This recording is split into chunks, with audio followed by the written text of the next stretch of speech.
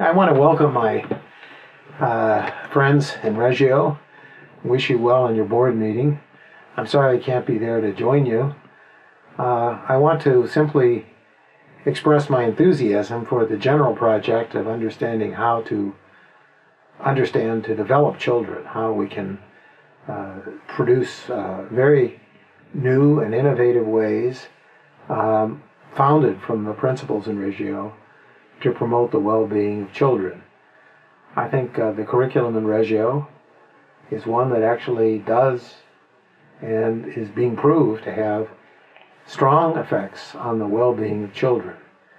And what it does is it thinks about children in a much broader way than we typically think about education, at least in the United States.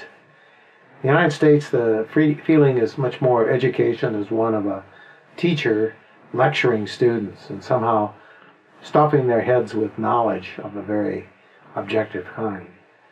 Where I think we've really come to understand what true education is, what true early education is recognizing the importance of building the full child and of interacting with the child. A term introduced by Vygotsky back in the 30s is one of scaffolding the child.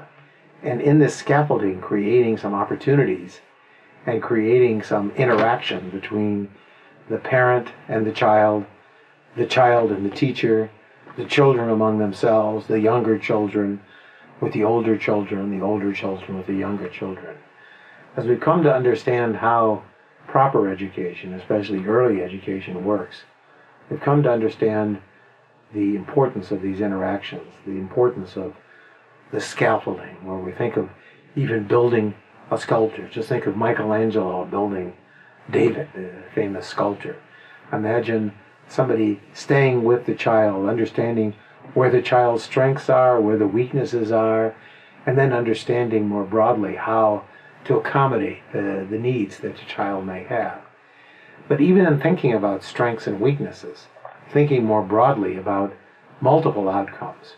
For example, thinking not just about IQ or test scores or grades, as much conventional education would have it, but thinking about cognitive and non-cognitive skills together, and health, and coming up with a much broader inventory about the skills that are needed and skills that are valuable for creating flourishing lives.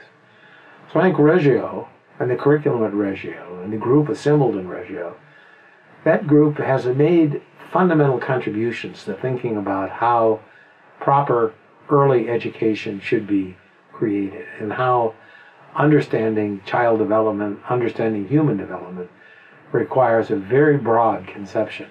One that I think is rooted in the notion of humanity as having a broad set of skills, a broad set of characteristics, but then also recognizing the structure that modern curricula can adapt in a way that wasn't possible probably hundreds of years ago to the individual needs and requirements of children.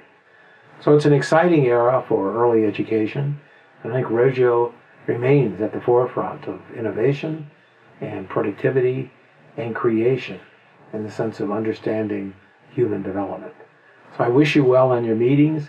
I hope they go well, and I look forward to seeing you again in the future. Thank you.